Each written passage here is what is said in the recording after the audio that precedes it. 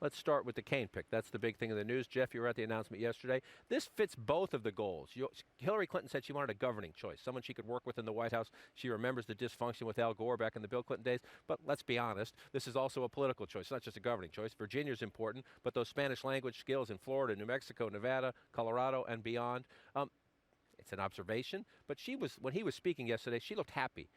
You don't see her that happy on the campaign trail that much. She absolutely did. As she was sitting back in her stool watching him speak, she had a look on her that I'm not sure I've seen yet on the campaign trail, and I've been at a lot of rallies, dozens of rallies. It was a different look than a couple weeks earlier in Charlotte when President Obama was trying to make the case for her. The difference is this.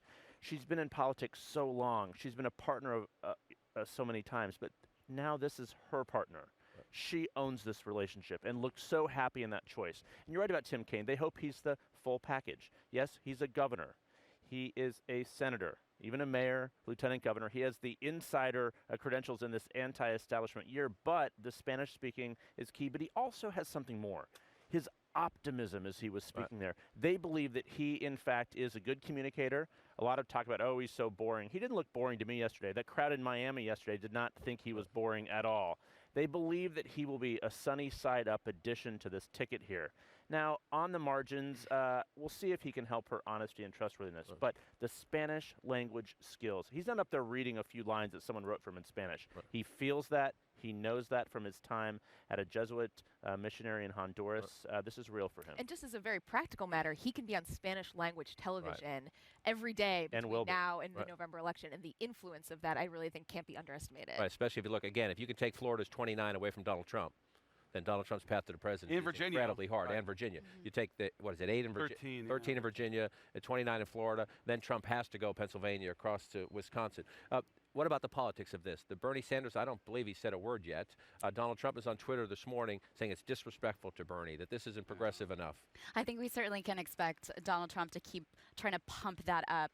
There is, from the folks that I've talked to in the Bernie Sanders camp, there is a lot of disappointment about that. It's not like anyone was actually really expecting it, but there were so many of his supporters who did not like Hillary Clinton, had trust issues with her, loved the sort of the way that Bernie fashioned himself as an outsider, and they see this pick as sort of being the epitome of the insider pick, as Jeff was saying. But Hillary Clinton thinks, A, she has enough space here delegate-wise, and B, that Donald Trump will motivate the liberals even if they're a little mad about Tim Kaine. The question is, the vice presidential, what's his role, right? But people don't vote for vice president, but he's very important on the campaign trail. That's a little flavor here of Tim Kaine, attack dog. When Donald Trump says he has your back, you better watch out. From Atlantic City to his so-called university, he leaves a trail of broken promises. Hillary Clinton is the direct opposite of Donald Trump. She doesn't insult people, she listens to them. She doesn't trash our allies, she respects them. And she'll always have our backs. Again, you see her in the background. She's just lit up. She's happy. This is her big day, so she's happy. Trump, again, trying to stoke what we were just talking about. He's on Meet the Press this morning, and he says of Tim Kaine, he's in favor of TPP. That's the Trans-Pacific Partnership, a trade deal. Every other trade deal he's ever looked at, now he's going to change. Don't worry about that. It's okay. He's going to change his tune. Essentially saying he's flip-flopping to get on the ticket. The trade issue has been important for Trump. Does it matter in the selection of Kaine? I think that you're going to see Tim Kaine move away from TPP. The Clinton campaign has already signaled that, saying that in their course of their private discussions that he said that he agrees with Hillary Clinton that the TPP deal in its current form is unacceptable to him. Whether that will be enough to ease the kind of anxiety among the Bernie supporters, I don't know. But it is just fascinating to watch the Democratic Party move away from a Democratic president on this issue. That's right. And the very popular one, too. Absolutely. Labor organizations, for the most part, yesterday, their public statements were supportive of Kaine. Let's move to Hillary Clinton's big challenge here when she takes the stage, and the other speakers this week, including the President of the United States, to rebut the argument we heard from Trump in Cleveland. Trump essentially said, we're in chaos, we're in crisis. here at home and abroad, and that this administration, the current president and his former Secretary of State, simply don't get it when it comes to security. What does Hillary Clinton do to say, no, I get it, and here's how I'm different from you, but convince people out there who think we need tough law and order that she's the right person? It's her big challenge, I think. They want to reset the sort of the national dialogue here, that things aren't in disaster, things aren't in decline. And President Obama does a pretty good job of that because his numbers are increasing ever so slightly. He's coming to this convention at a much higher place than he was 4 years ago in terms of his standing. But it is still a challenge for her to articulate, we feel your pain, but things are okay. So, she's tried to thread the needle. I think she'll do that again on Thursday night.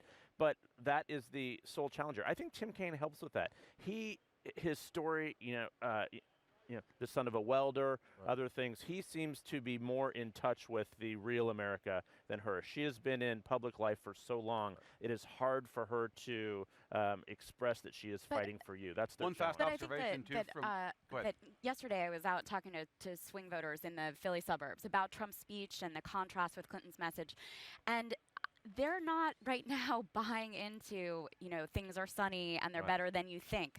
And I think that is a huge challenge to see whether that message works for her, because what I heard out there and what we've all been hearing for weeks is fear, the constant stream of terror attacks and shootings.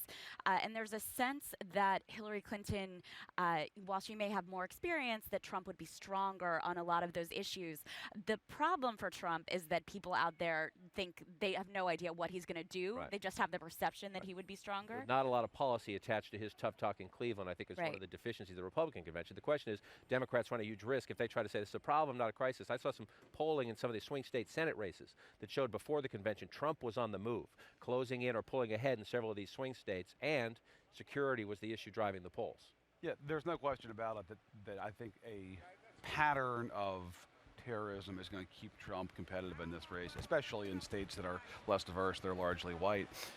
Talking to folks yesterday about the Kaine pick, it was really striking talking to Republicans, and I think that's going to be one of the key groups this year are those people in the GOP who just aren't comfortable with Trump, but at the same time, they don't want to vote for a Clinton. Talking to that kind of group yesterday that's kind of on the fence, the Kaine pick makes them feel a lot better.